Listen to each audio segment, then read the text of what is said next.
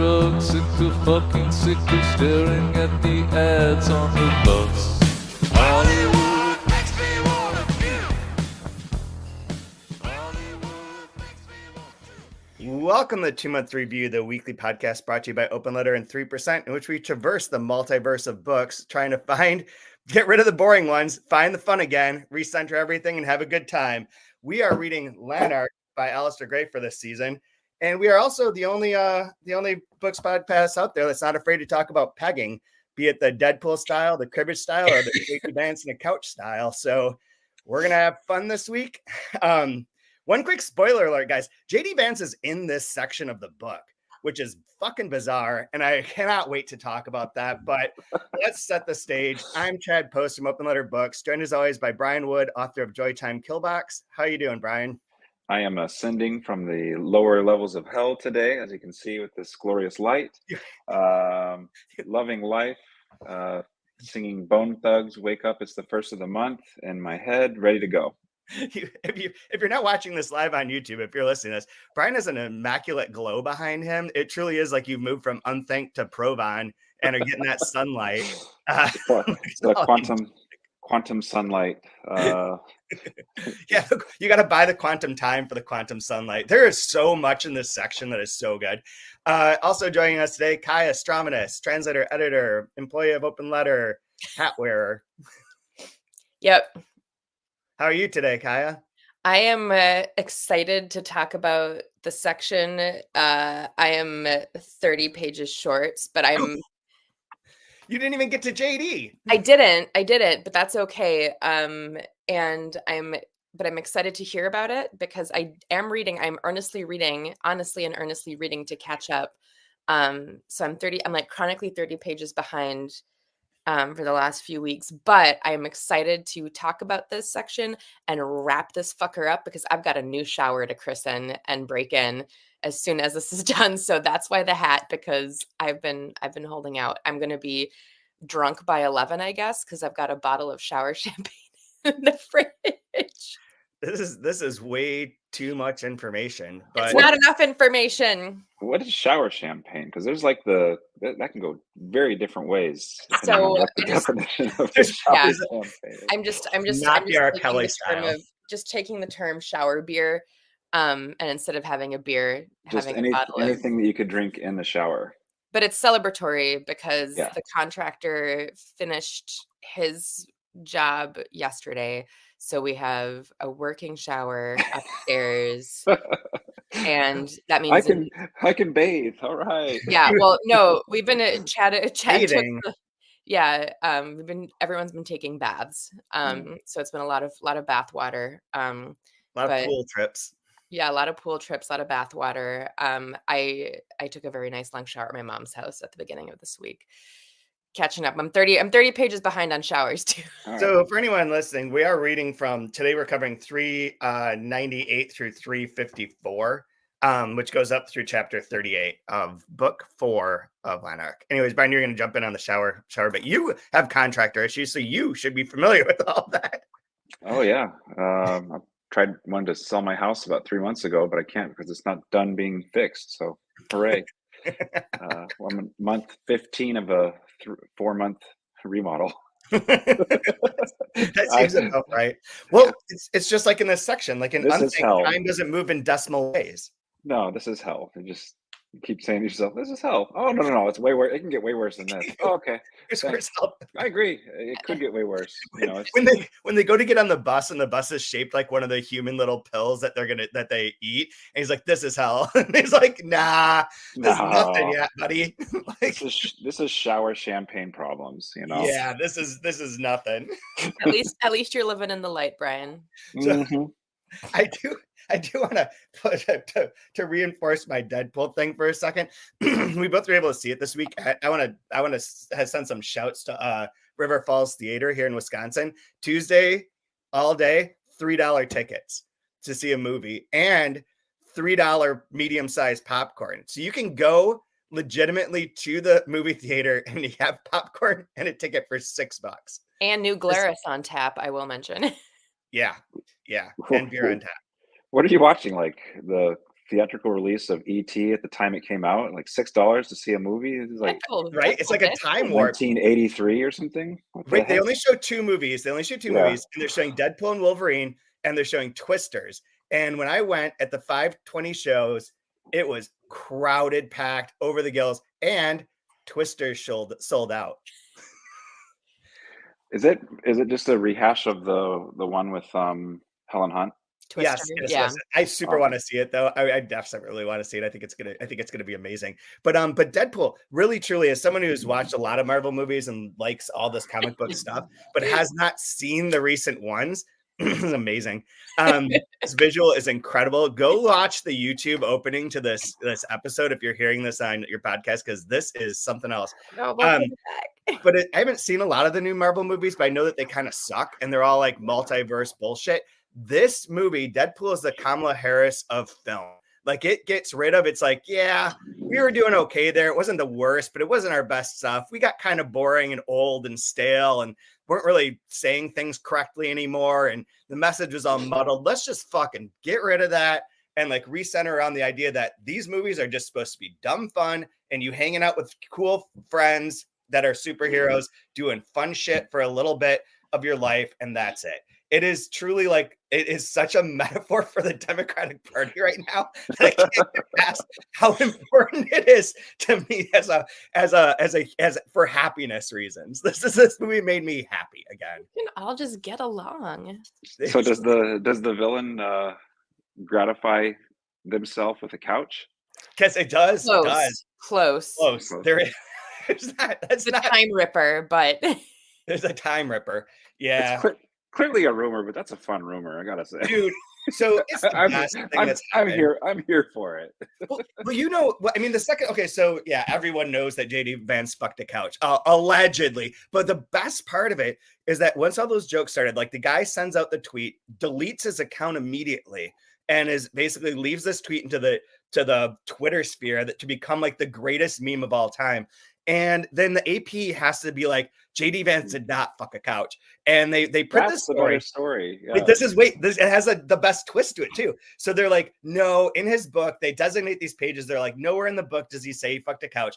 And then they have to delete that article because it's not actually fact checking the fact that he did fuck a couch. They don't know if he fucked a couch. They only know that it's not in the book. So that violates the AP's terms of fact checking. So they have to get rid of the article and be like, well, we can't say he didn't fuck a couch. What kind of couch was it? Love Yeah. seat, sectional. Section leather, Yeah. All the jokes are so good. If there's one, microfiber, cleans up better. oh god, that leather. Oh, they're so good. They're all the jokes are so good. Some hot boot like play this, action. When you preach only having sex for procreation, but you also fuck couches, that's called Ottoman-splaining. Gross.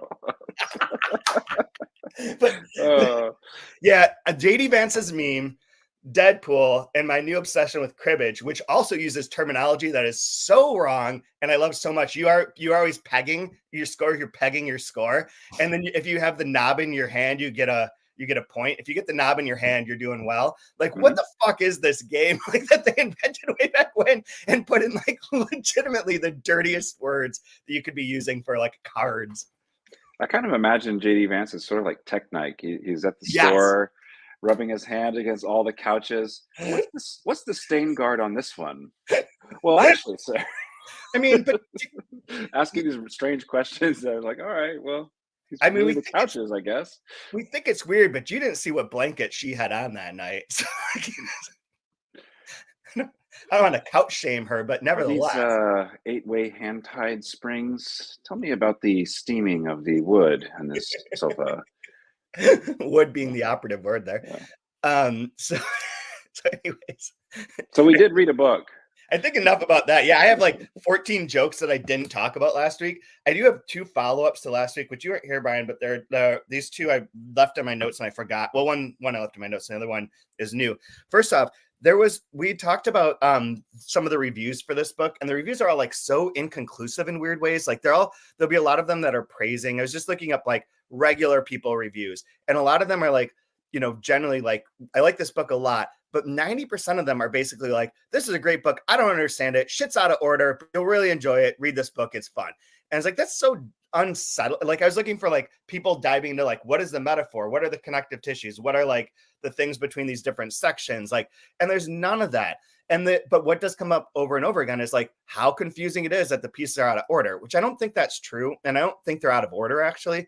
I could make that argument by the end that they're definitely not out of order. However, I found this other thing at the same time randomly that's called Chronologically Lost, in which someone recut the TV show Lost and took all of the flashbacks and whatnot and put everything into order. So you watch everyone's life up to the island and all that stuff first, and then the island stuff, and then the post-island stuff.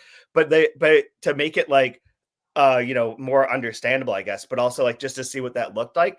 And I thought about that, and that's where this is leading. I thought about that in relation to this book. And I think if you did put this in order, it wouldn't make as much sense. I think that some of the fact of the oracle, the way that we're grounded in Unthank at the beginning, I think that that's so much more intentional to how the book should be written than labeling it 3-1-2-4 or 3-1-2-4 epilogue. And then the final chapters is like an interlude or prologue in there too, is like more of like the sort of like Uber structure game of it. But like it is, if you eliminate all those terms and just read it as like a book with no designations, it's definitely not out of order. And it's not even that confusing in that regard. So that was one thing I was going to say. I don't know if you guys agree with that or not. My thought on it is, I don't know. This stuff happens all the time. Remember like how groundbreaking Pulp Fiction was when it came That's one out? that I wanted to talk about. Okay, like, oh my God, like it's out of order. And he's just like, well, I just read a book and books aren't always in order. Why can't we do that in cinema? Like this isn't that, I don't know. Rashomon, Yeah, it's version. It's not a big deal. Also, the thing that I find interesting though is people like saying it doesn't make sense and whatever. Also fine, because there's things that people like and they have no idea what it's actually about and they just like it because it's kind of weird. I remember cinematically when Donnie Darko came out. Fucking love that movie. Oh my gosh, you got to see it. Like, what's it about? I don't know, but there's this rabbit. There's a rabbit. and a jet plane falls on his house. And a Tears for Fears song, correct? Yeah, and Patrick Swayze's in it. I don't know. Jake Gyllenhaal breaking out. And you could obviously like watch the video essays on YouTube of people that go into like a deep dive of what everything means, but you don't need any of that to just enjoy like, this is freaking weird. It's kind of cool, right? And I think this might be one of those type of works. What do you think, Kaija? I mean, we briefly mentioned Memento last week as one of those sort of, backward-esque, and I didn't say it during the podcast, but it made me think of how people, at least at a certain point, used to that Quentin Tarantino, that Tarantinoing something was a verb for like telling a story from the end and then working backwards. So like, yeah, I would agree that it's not new to our generation, at least. And I don't think it's been new before that. And like, even in terms of things that are out of order, like I grew up quite literally watching Monty Python, and like Monty Python and the Holy Grail. First time I saw it, I hated it because it was so chopped up and it was so just like legs and arms. Yeah, like legs and arms. It's a flesh wound. It was so chopped up and so all over the place. And it wasn't until I was, I think the first time I watched it was like 9. And then it wasn't until subsequent rewatchings that I started to understand what was going on with it. But yeah, I don't think it's unsettling to see things out of order. I don't think it's unnatural. But I do think it's based on, like whatever content you are used to consuming. Yeah, I think that my thing with the reviews that are like just like public reviews is that you don't have to dwell on that. Like we all have seen it, we all recognize it. You can be like, okay, that's there, and then this fun thing or this thing, or here's an idea, or like here's something else that came out of it. Like the foregrounding that so much was like kind of just like, I don't know, just nothing there. The other thing I want to mention is we talked about the 2 Attilas that we're bringing out, which everyone pre-order. They're online. You can go to them. They have pictures of the authors, so you can tell the difference as to which one's which, as with the description. I got a text message the other day from New York Review of Books, Sarah Kramer at New York Review of Books, about how I don't know if she's joking or not, but she's like, we want to publish this, but it's like Chateaubriand, this French writer that they published before, wrote a book called Attila that I believe translates into English as Attila. So we like could truly corner the market on Attila books. And I was like, you guys need to do this and bring it out the same day we're bringing out our 2 Attila books, which is April 1st. So this would be like the greatest like publishing April Fool's Your joke distributor is going to just implode. Yeah. So that's my follow-up. So we can get into this. Brian, They're going to implode as if Gambit flicked a card into the middle of them, and there's a delayed reaction. Gambit! Fucking Gambit. Who's your dialogue coach? A minion? There's so many great lines in that movie. Anyways, so Brian, you missed last week. Where are you at feeling wise with this now? Oh, I'm loving it. It's getting cooler and cooler and cooler. I'm curious. Well, just 2 things real quick. With the being out of order and reading it and maybe feeling, on tilted from it. It makes me think of like maybe we take a lot for granted as readers, like a short story, like an occurrence on Owl Creek Bridge. Yeah. The Ambrose Bierce incident. Spoiler alert: this guy's going to get hung. He's the rope breaks and he starts to run away. And he's trying to get home. He's fleeing. It's the Civil War. I think it was like late 1800s when the story came out. And as he's getting closer and closer to his house, time starts to slow down. It feels weird. And then he realizes the rope never broke, and it's his final dream as he's dying. And so like it becomes this trope that it's really borrowing heavily off of that short story. Yeah. And I imagine that was one of those like, oh my God, kind of stories when it first came out. Like, I didn't know you could do that. This completely shatters my reality of how a story can be.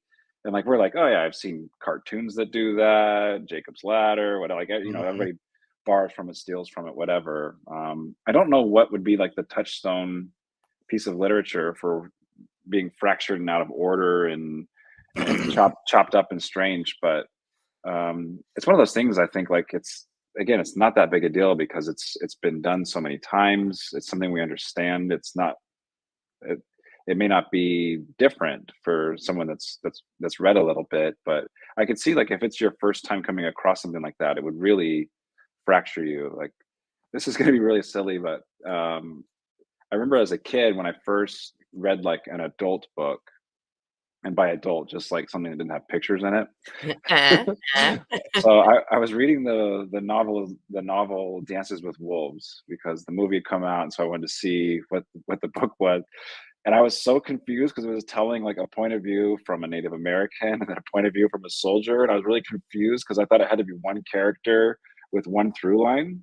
And then as soon as it broke into like, I couldn't keep it. I was like, what's going on? I was so confused. And then I realized like, oh, wow, you can jump to different characters. This is crazy. There, on a sad related note, I've had students in the past read a short story collection and be like, I didn't get how these fit together. These chapters have different people. Yeah. Like that broke some minds. Well, do you think that's why there's some, like going off of your thread, Brian, like YA books where they have a bunch of different characters and instead of giving the chapters like separate chapter headings or numbers, it's like Rhea, Chuck. Yeah. Like it starts with the character's name so you know exactly where you're at. Sure. Maybe. Alexander Comes. Alexander Comes is the great. I clocked that as well, and I was like, "This is too much." You're fresh off Deadpool, yeah. It's tainted. You're tainted. I'm looking for pegging. So there are a lot of threads to this that we could talk about. That's JD Vance's couch name. Oh no. So I'm gonna try and bring this back. So the one thread that we could talk about is actually the title that I randomly chose for this episode of Not a Domestic Man, which we're in Unthank finally. They're in a cathedral where they're gonna live. time is all fucked up. Like it's contractor time. Like things move fast, but nothing happens. They don't have decimal clocks, which we can talk about later. But he and Rima's pregnant. She's gonna have her baby, and they get sent to like the art room to live for a bit because nobody's gonna use the arts room. And then suddenly this dude shows up and in a like almost Pinchonian way starts doing some sort of like comedy bit / music song singing about not being a domestic man and just like his wife. But then that's like a one-off like tosser of a joke, and it's like kind of funny and kind of not. And then what happens is she gives birth to the baby like instantly because things just move at like at light speed in this world. And Why is the next page? Why is father hysterical? yeah, exactly. Wait, So how old's your kid? your kid's like goes from being born to like 14 in like a matter of 10 pages. But he Or like if there's one like the most man section of this book, the birth is just like yeah, absolutely. And then he then goes for a walk because he's happy to go for a walk, and he comes back and they're like, "You've been gone forever." Like, and she's all hooking up with Sludden again, more or less. Or like he's holding the baby. It's all like, but he then they get into like weird fights, have their little like makeup session of screwing with a seeming teenager nearby, and have like a weird relationship. So like that not a domestic man thing actually seems to then kind of foreshadow this section of like the domesticity and like the fact that Lanark and Rima don't really work. And she even like at one point she's like, "Oh, I'm going out dancing with Frankie, you know, we're gonna go have a good time and meet some dudes." And then he walks out the door and Frankie's there. Like he doesn't even check that. There's like a real domestic issue thing that plays out here really fast, and it's unfortunate that we end on 454 because chapter 39, which we'll read for next week, is called Divorce. So it would maybe been the capper on that kind of arc to it. But I thought that was kind of interesting for this section where it does do that. There's also like the job aspect to it. And then the most important part, which I think the frontispiece to book 4 that we talked about last week sort of indicates that this book is like societal structures and governments and like that sort of play to it.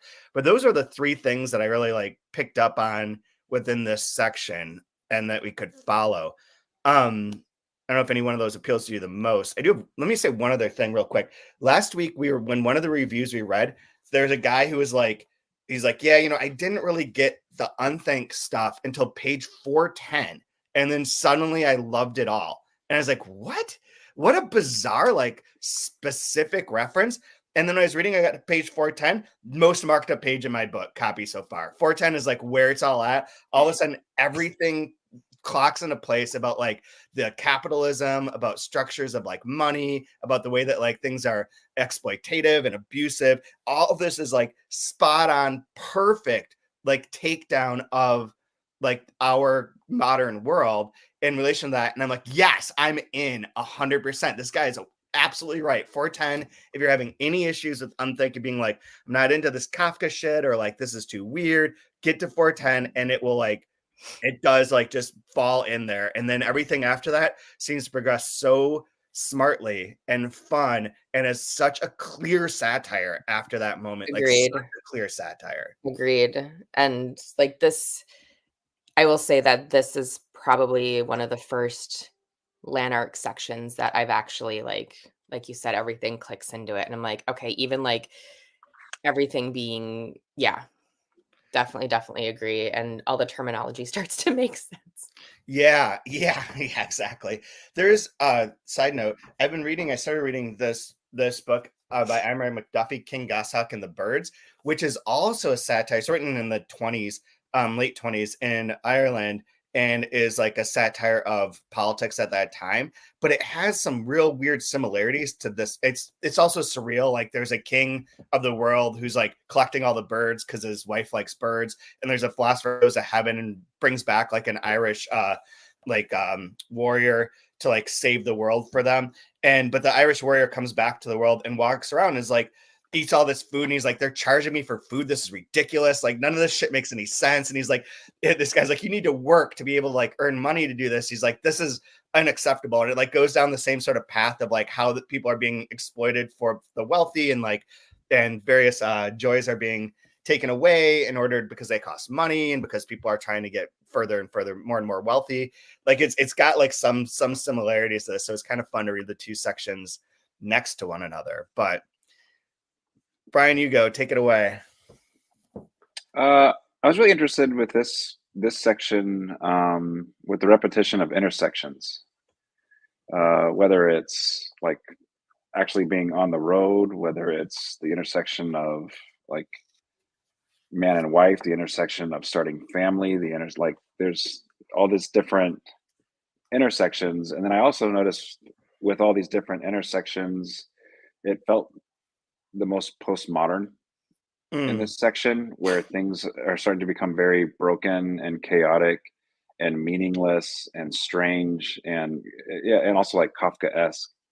And it made me question what the author, what Gray's opinion of postmodernism is in this section, because I don't feel like he's on board with it.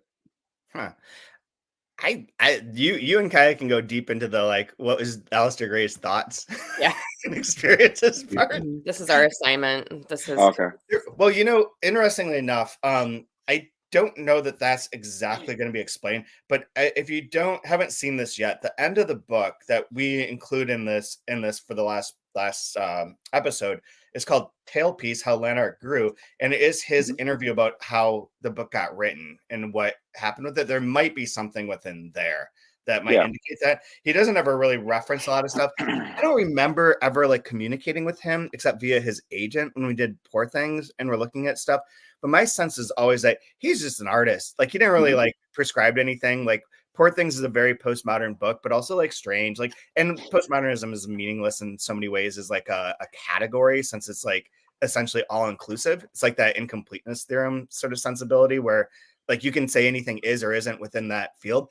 But my feeling about him was that he really was interested in the visual arts first, and that a lot of his writing is sort of like the influence by that visual aspect, both in terms of the print. Like this isn't as crazy as Poor Things, because Poor Things has like handwritten sections that are like smeared from like being wet, and like truly visual elements that are like, and a lot more drawings like of characters are drawn, they'll just be in there.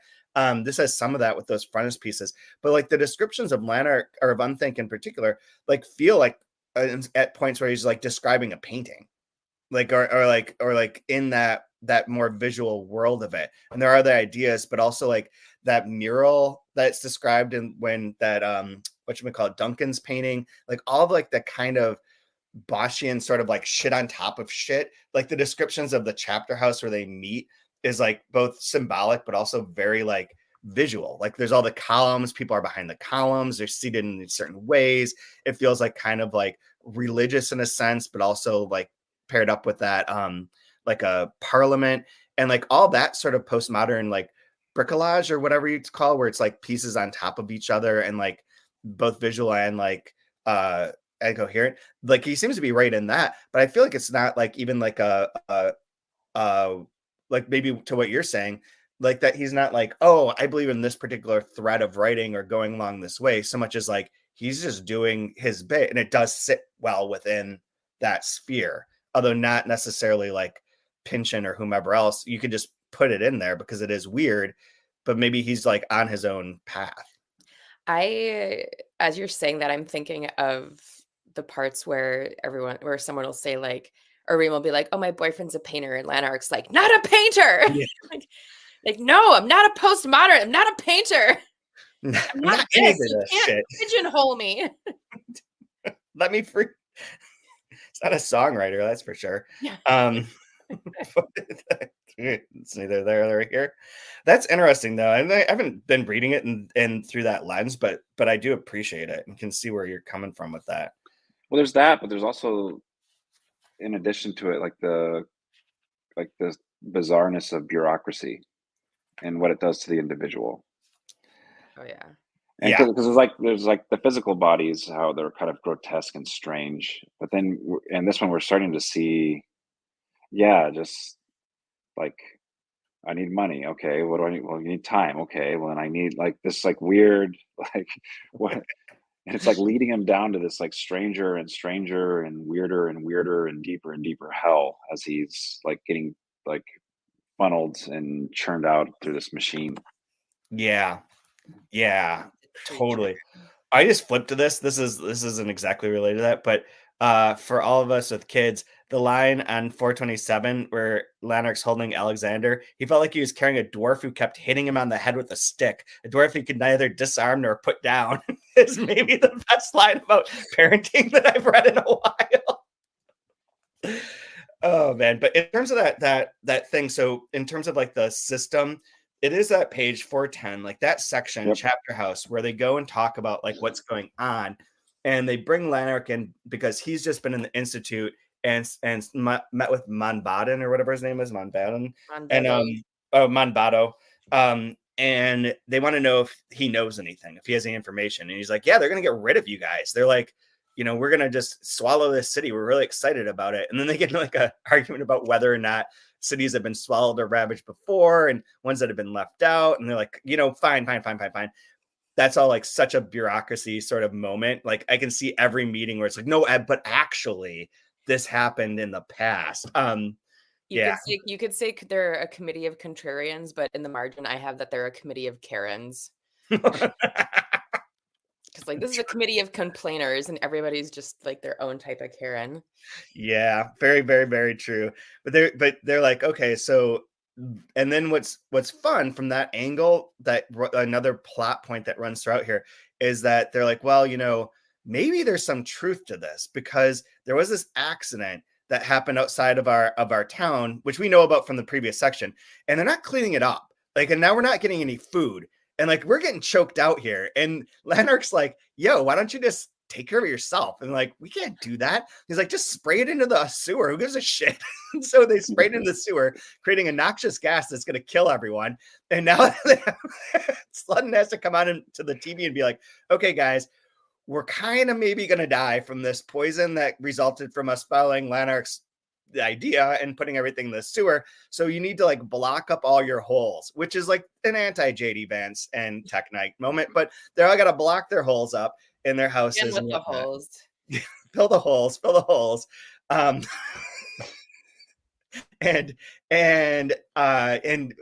like Sludden tells him all that. That's kind of where we end. But one of the things that's cool about that, not only is it like the weird coincidence, the sort of like buying into the conspiracy or potential conspiracy, or that might be true or whatever, is that Sludden actually seems like a legit good politician at that moment. Like it's all like pretty on the up and up. He's like, yeah, we did save you guys. We didn't have any food. Now we have food, but we kind of, there's an unintended consequence. And we're just going to be honest about this. And like, here's what we're going to do. We're going to give you rubber. We're going to the rubber cement or whatever it was, or the to patch up your holes. We're going to help you out with this. Things will be allowed here. Also, we can't tell you like how long it's take because we don't have clocks anymore. And we just run things by our heartbeats. And like, so we found a clock and we're going to put it on the TV and you can watch the clock and know what time it is. And it's like, this is all like truly good politician acting. Like, I'm up and up. Good politician. There's a we can put a pin in this, but there's an interesting relationship with food in this book. There's always, yeah. Food, light, art, yeah. Really art. The food thing is so frequent. I don't know if you got to this. Where is it on here? Some of the slogans. There's that part where like where's the best? There's various ones that are like they do get on that one. Here it is. Now everyone can taste the rich human goodness and frozen secrets, the food of presidents. Like it's all like so weird and gross, especially because we know that like if true, the Institute wants to suck up Unthank so that they have the energy to create more food. There's a point in this. So on that 410, there is like the whole bit about like how the world works. And he's like, they keep referring to the creature. And Lanark's like, would you tell me what the creature is? There's a conspiracy which owns and manipulates everything for profit. Are you talking about the wealthy? Yes, but not the wealthy in coins and banknotes. That sort is whatever. And then this guy's like, what I hate most is their conceit. Their institute breaks whole populations into winners and losers and calls itself culture. Their council destroys every way of life which doesn't bring them a profit and calls itself government. They pretend culture and government are supremely independent powers when they are nothing but gloves on the hands of Volstat and quantum Cortexan and Elgolokniks, which are all corporations that run this world. And then later, how did that help? As the creature couldn't stay rich by selling necessary things to the folk who made them, it sold destructive things to the council. Then the war started, and the destructive things were used to wreck the necessary things. The creature profited by replacing both. And then we get to the line that we talked about, Brian, you and I did on an episode where we were alone. That was the Latin for book 2, the frontispiece of book 2, of man is the pie that bakes and eats himself, and the recipe is separation. And so like the whole thing of like corporations destroy, create division, create destruction, make money by replacing both things, and make it so that man kills himself by being separated and essentially destroying the world. Good times. Here. Absolutely spot the fuck on. And then related to that, when you're talking about your the job part, and this is where the JD Vance thing comes on, is that he goes to the job thing and he's like, well, you know, I have a council pass. Like, oh, you could get a real job then. It's essentially like a degree. So like in this world, like that kind of metaphor, they're like, you've got a council identification or whatever they call it. They're like, you can get a professional job. You don't have to be a maker of these shitty one-room houses, small houses, essentially. You can actually go do a real job. And his job is listening to people complain and then writing down their name and address and just delaying the inevitable non-help that they're going to receive, which is pretty funny in itself. But the JD Vance page is 438, in which there's a guy. So Gilchrist talks about stuff about like how they exist to create like employment stability, surroundings, their offices that are all essentially the same. Employment ensures stability. Stability lets us reshape our surroundings. The improved surroundings become a new condition of employment. The snake eats its tail. Nothing has precedence. This great building, the center of all centers, the Tower of Welfare, exists to maintain full employment, reasonable stability, and decent surroundings. And then Pettigrew, who is the JD Vance like analog here, it's like animals. We deal with animals here. The scruff, the scum, the lowest of the low. And he goes on there. So Gilchrist was like, yeah, he's talking about how, you know, there's not enough jobs and houses. The unemployed and homeless tend to be less clever or less healthy or less energetic than the rest of us. That is legitimately a line from Hillbillyology. They're a horde of stupid, dirty layabouts, says Pettigrew. I know them. I grew up among them. You middle-class liberals like to pet them, but I wouldn't even let them breed. What we need is an X-ray device under the turnstiles at the football stadiums. Each man going through would get a blast of 900 Roentgens right in the testicles. It would be perfectly painless. They wouldn't know what had happened until they got a wee printed card with their entrance ticket. Dear sir, it would say, you may now ride your wife in perfect safety. And then Gilchrist again is like, dude, come on, man. You talk as if this is their fault. Poverty is like part of the system. And he's like, blame the unions. Prosperity is made by the bosses struggling with each other for more wealth. If they have to struggle with their workers too, then everybody loses. No wonder the big groups are shifting their factories to the coolie continents. I'm only thankful for that. The folk who lose most in the end are the envious sods who own the least. Greed isn't a pretty thing, but envy is far, far worse. This is straight up Republican 2024 playbook bullshit, like straight away. And it was then too, because 81 is like Thatcher period is coming, like Reagan's there. Like we're all like, all that's like part of that same thing. But reading that last night in light of like the couch fucking and thinking of Hillbillyology was like, Jesus Christ, like this is just like baldly on the page. And it's in our world all the time now, but and here it's like funny and we can laugh about it. We can identify it as like, oh, this is bad. And then we get to real life and you're like, yep, that's what everything is. And it's like that Rick and Morty episode. It's just slavery with extra steps. Mm-hmm.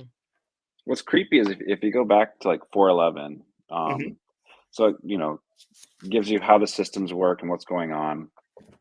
And he says, how can men recognize their real enemies when their family, schools, and work teach them to struggle with each other and to believe law and decency come from the teachers? My son won't be taught that, said Lanark firmly. You have a son? Not yet. Right. But we already know what's going to happen with with the son. It's oh no. It's not gonna oh dear. Alexander comes.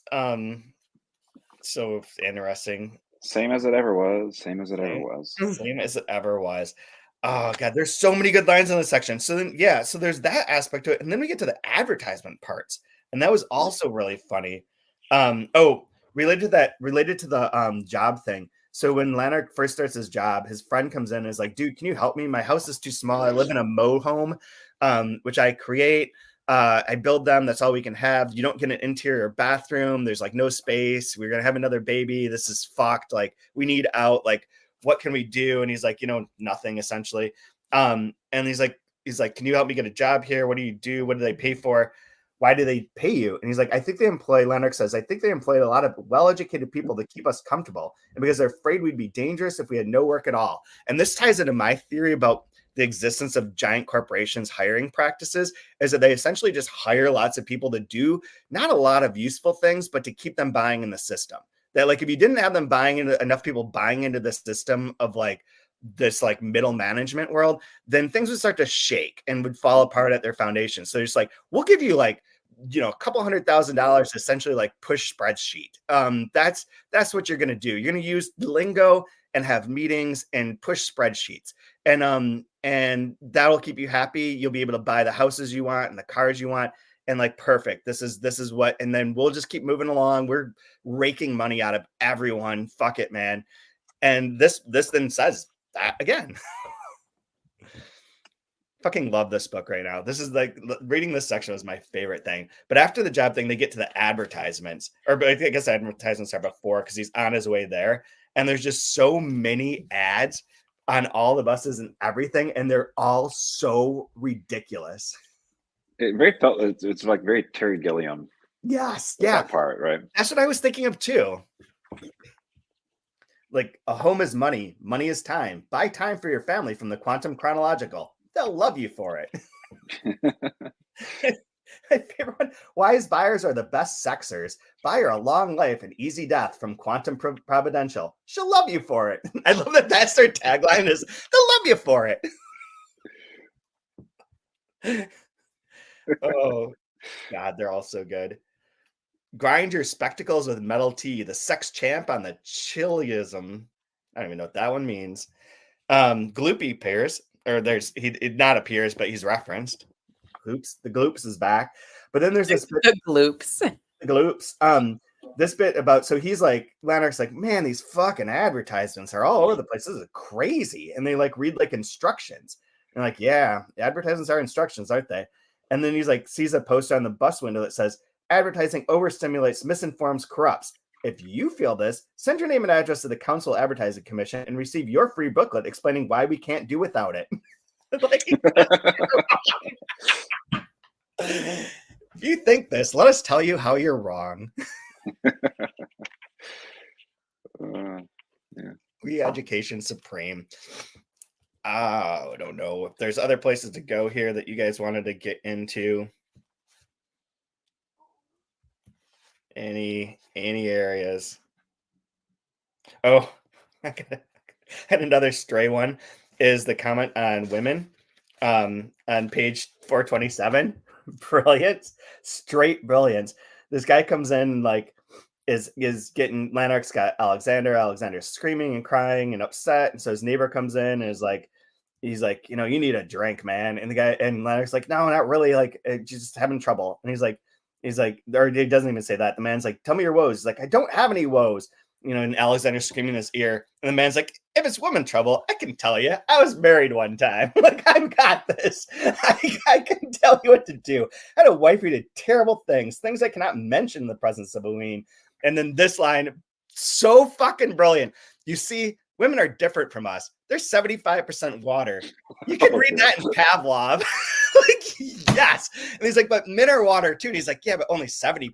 That extra 5% makes the difference. Women have notions and feelings like us, but they got tides too. Tides that keep them floating the bits of a human being together inside them and washing it apart again. They're governed by lunar gravity. You can read that in Newton. How can they follow ordinary notions of decency when they're driven by the moon? I was like, this guy is such a great character actor that would come into a scene and say this crazy shit, like this, like not some shit, and then wander off and like steal the show straight out. Like, it would be like, he's perfect. It's half. Go ahead, Brian. Oh no, go ahead. To say it's partially offensive. It's like 2 parts offensive, but 3 parts. If I could just run around once a month and be like, get out of my way, I'm governed by the moon. But it doesn't. It's it's not like there are a lot of rituals and various like things related to that. Within Literally like, calling him a lunatic with just a little more steps. right, like a few extra steps. No, but I mean Yeah. like not in like a not in like a monthly menstruation way, but like in the way that like there are like feminist and female Feral, baby. empowerment things that do relate to like that kind of lunar cycle and ideas of like how that empowers. So it is offensive, but it's kind of not offensive in a sense. It's sort of that the fact that it's the 75% water part from Pavlov. Just like everybody has the crazy neighbor. It's the crazy neighbor. Like, okay, go away, please. Yeah, whatever, man. It's not all about wheelbarrows. Like, get out of here. Like, oh fuck. Oh, it's so funny. I really, really, really enjoy this section. I'm Hey, Chad, psyched. I think Alexander's coming. Oops. You guys chat. He was up here, and then I heard his little feet pitter patter. I was like, oh, he's gonna go show up on the other screen. He's gonna time jump. Such a goof. Such a All right. goof. Well, I have my line for the section then. I've had it picked out. Same. All right. You want to go first? Nope, you go first. All right. Mine's on 439 when he's needed to get a job because he's has a family now. And it's in the middle of page 439. It's the hardest job we have. You must give an appearance of listening closely. I love that. I love that. I've read almost all my favorite lines. Let me just see if I can find another one here. I've gone through all of them. Kaija, you go. Okay. So mine's at the bottom of 416, where Sledden's reading the newspaper.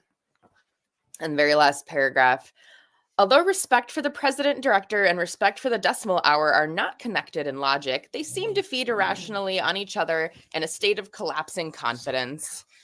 And I felt like that was, I mean, if you remove director and just like respect for the president, respect for the decimal hour, I don't know. I just like that's like, it's not logical.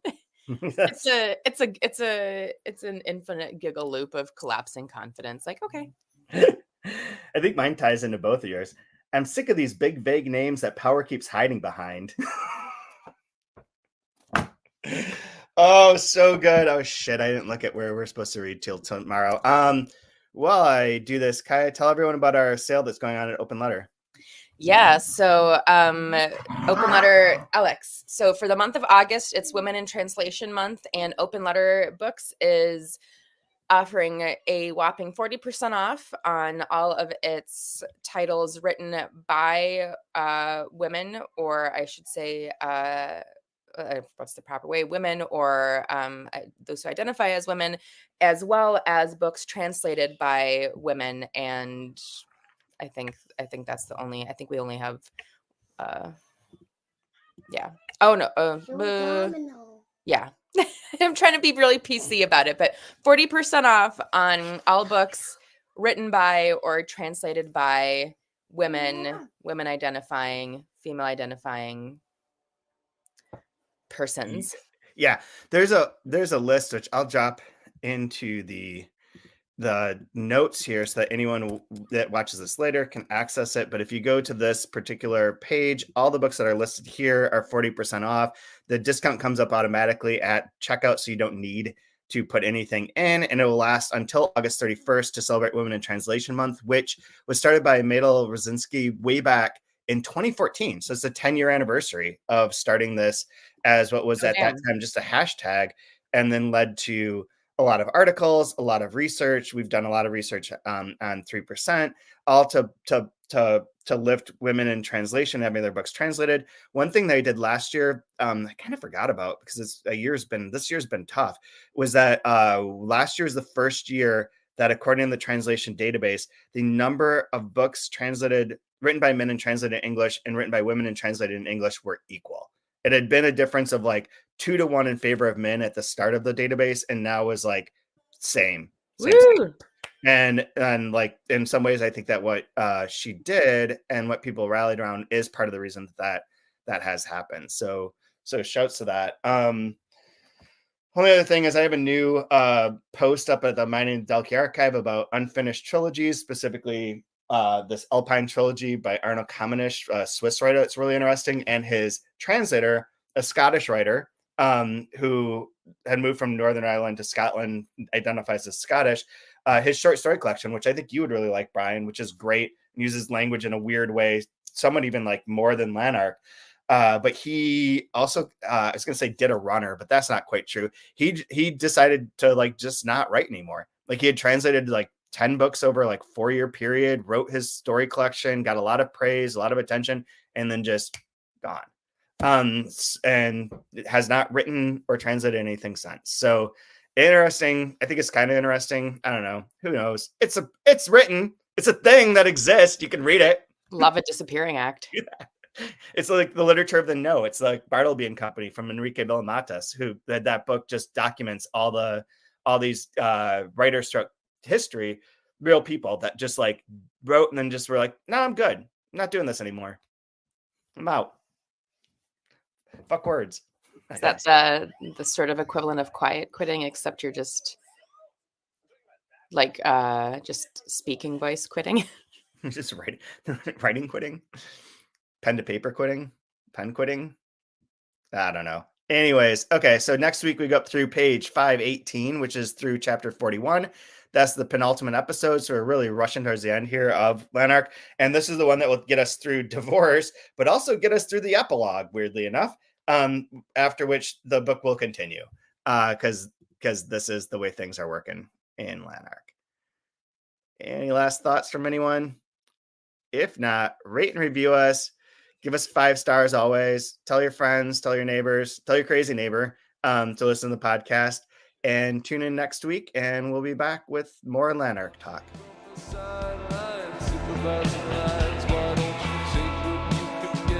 No disruptions on the set. You're gonna wind up back home with a fierce mix of two, like Moses and the Mansons and Monroses. Logic and hypnosis, good and evil, only people. They don't talk about the turbulence on hills, up in beds with big producers. I can make you famous, I can make you something.